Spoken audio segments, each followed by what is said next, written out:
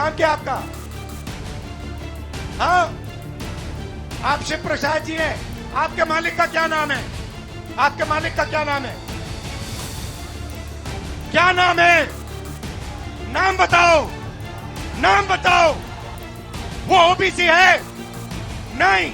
वो दलित है? नहीं। वो आदिवासी है? नहीं। अरबपति है वो। आखिर राहुल गांधी को क्या हो गया है?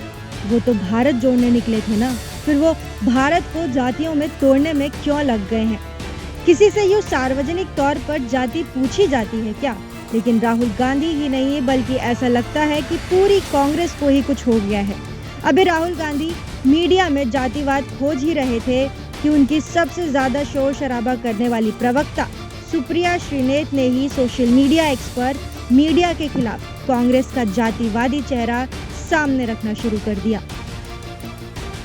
राहुल गांधी ने एक रिपोर्टर से यह पूछ लिया कि तुम्हारी जात क्या है और तुम्हारे मालिक की जात क्या है।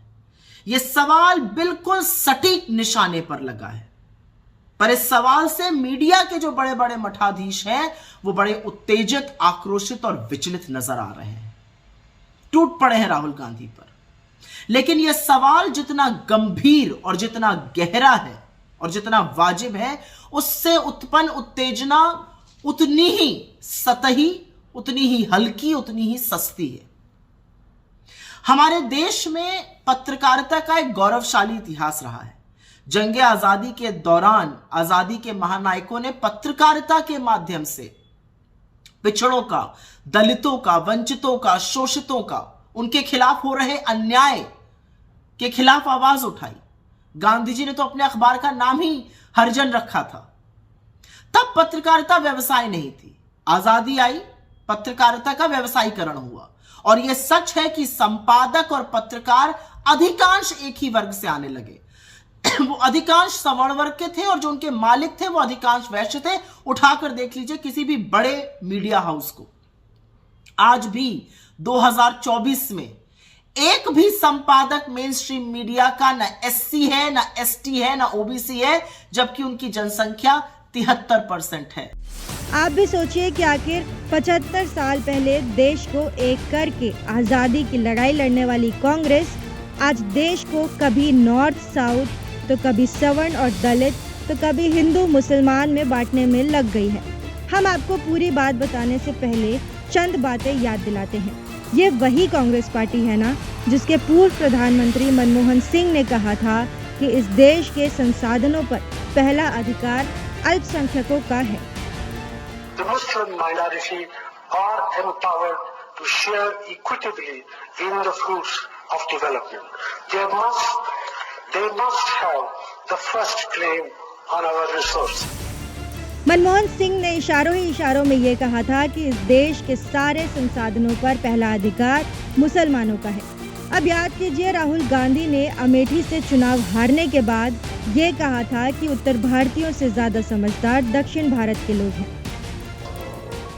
15 years I was a member of parliament in the north, so I had got used to a different type of politics, and for me coming to Kerala was very refreshing because suddenly I found that people are interested in issues and not just superficially but going into detail in issues. Rahul ही नहीं बल्कि पूरी कांग्रेस देश को अलग अलग टुकड़ों में देखने लगी है। आपको याद होगा कि अभी हाल ही में जब कांग्रेस मध्य प्रदेश, छत्तीसगढ़ और राजस्थान के विधानसभा चुनावों में बुरी तरह से पराजित हुई थी, तो कांग्रेस के कई नेताओं ने उत्तर भारत को गोमूत्र स्टेट कहा था और उत्तर भारत बनाम दक्षिण भारत करने की विभाजनकारी कोशिशें की थी। अब राहुल गांधी और उनकी प्रवक्ता सुप्रिया श्रीनेत मीडिया में जातिवाद ढूंढने लग गए हैं। सुप्रिया श्रीनेत कह रही हैं कि मीडिया में ज्यादातर अपर कास्ट के लोगों का ही दबदबा है, लेकिन मैडम शायद ये भूल गई कि जिस मीडिया संस्थान में वो वर्षों तक टीवी एंकर के रूप में काम कर चुकी हैं, उसके मालिक सवर्ण नहीं बल्कि एक अल्पसंख्यक समुदाय जैन समाज से आते हैं।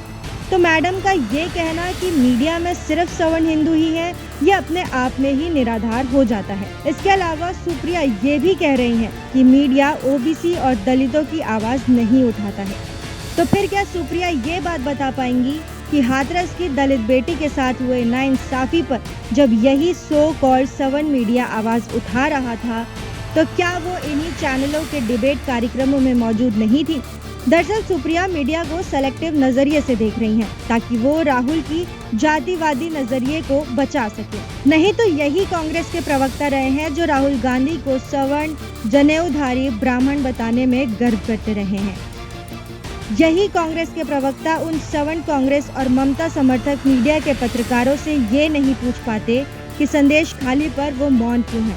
आखिर राहुल गांधी ने एक यादव पत्रकार को ही क्यों घुटकी दी कि वो और उसके मालिक सही पत्रकारिता कर रहे हैं या नहीं? क्या आपने राहुल गांधी और सुप्रिया को राजदीप, रवीश जैसे अपने साइड वाले पत्रकारों से ये पूछते देखा कि वो बंगाल के संदेश खाली की औरतों के अत्याचार पर चुप क्यों हैं?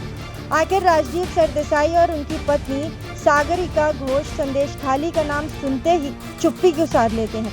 आखिर राजदीप, रवीश और दूसरे कांग्रेस समर्थक पत्रकार उस वक्त चुप क्यों हो जाते हैं जब अशोक गहलोत की सरकार के दौरान राजस्थान में दलित महिलाओं के साथ अत्याचार की खबरें आ रही थी? क्या उस वक्त सुप्रिया और राहुल को अपने साइड के पत्रकारों की जाति नहीं दिख रही थी? दरअसल कांग्रेस जब से मध्य प्रदेश, राजस्थान और छत्तीसगढ़ का चुनाव हारी है, तब से ही राहुल गांधी लगातार जातिवाद राजनीति के एजेंडे को लेकर चल रहे हैं।